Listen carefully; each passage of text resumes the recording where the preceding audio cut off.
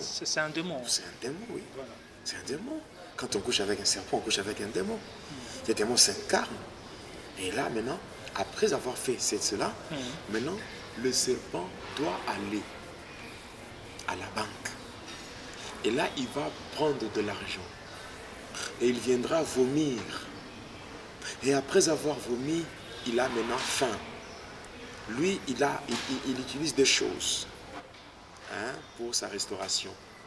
Comme breuvage, c'est le sang humain. Et comme nourriture, donc pour lui, le sang mangé, c'est la chair humaine.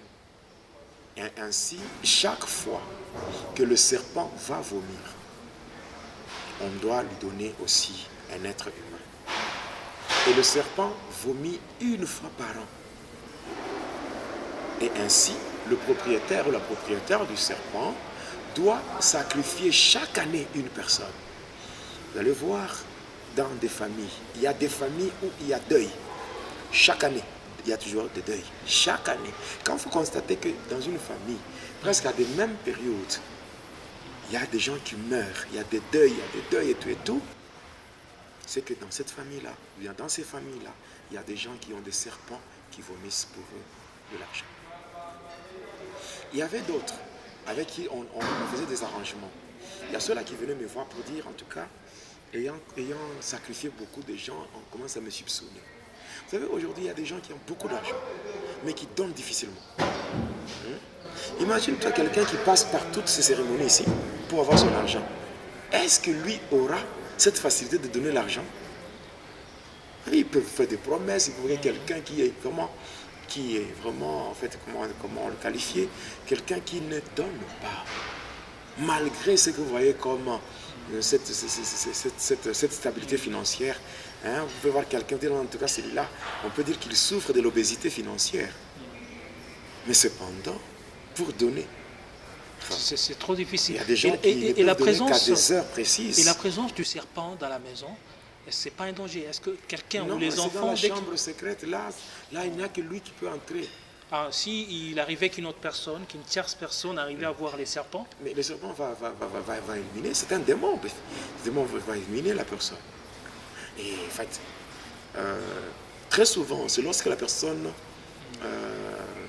va à l'encontre des interdits et tout, le serpent commence à faire maintenant son apparition. Dans la maison. Oh, oui, mais il y a des gens qui voient. Il y a des familles où les gens disent que non, on a vu le serpent. On a vu. Voilà. Mais il y avait d'autres avec qui on faisait des arrangements. Et qu'est-ce qu'on faisait comme arrangement? Je me disais que voilà, les gens ont tendance à me soupçonner par rapport aux gens qui meurent dans la famille. Maintenant, qu'est-ce qu'il faut faire? Est-ce qu'il n'y a pas moyen de faire autre chose, de faire autrement? Je dis, mais il n'y a pas moyen. Il faut, quand le serpent vomit, il faut qu'on lui donne. Alors, je leur proposais d'autres formules. Quelle formule? Je disais à ces gens-là de trouver des petites filles et de commencer à sortir avec elles comme leurs copines. C'est comme ça qu'aujourd'hui, vous allez voir, il y a un papa qui sort avec une fille qui a l'âge de sa petite fille. Donc, une sœur qui sort avec un homme qui a l'âge de son grand-père. Des papas copains, des grands-pères copains. Des grands-pères copains. Voilà. Alors, des choses comme ça. D'ailleurs, quand tu sors avec une personne qui a l'âge de ton père, c'est déjà l'inceste, non? Oui, c'est déjà l'inceste. Parce que lorsque tu couches avec une telle personne, tu découvres sa nudité. Il y a des sœurs. D'ailleurs, qu'est-ce qu'on faisait? Alors, ces papas-là, avec qui on faisait des arrangements, tout ça, eux sacrifiaient maintenant les grossesses. Et il sort avec des filles, tout ça. Et il fait sciemment et d'une manière volontaire. La fille peut connaître un retard. Et que la fille connaît un retard, lui va attendre quand son serpent va vomir l'argent. Et quand le serpent vomit, il est affamé. Il fait des cérémonies, selon les incantations que je lui donne. Il fait des cérémonies pour que cette grossesse-là, que la fille, soit qu'elle connaisse, la grossesse disparaît d'une manière qui ne s'explique pas. Ou bien, la fille fait connaître une fausse couche. En réalité, c'est l'enfant ou la grossesse transférée vers le serpent. C'est une nourriture qu'on a Oui, donnée on a au donné serpent. au serpent. Et après,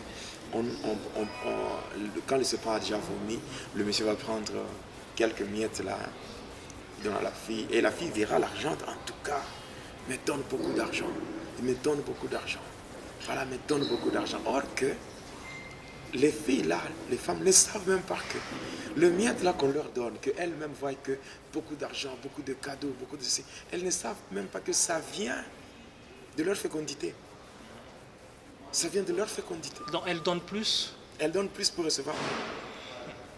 Aujourd'hui, il y a des sœurs qui se font, on les installe là-bas, 2e, 3e, 4e bureau et tout.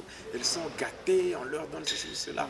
Mais elles ne savent pas que ce sont des vaches laitières. Et curieusement, la personne protège ses propres enfants et sa femme là-bas. Oui. Et il te met à côté pour commencer à sacrifier tes... Oui, voilà pourquoi il y a certains mariages qui doivent être brisés, qui doivent être détruits.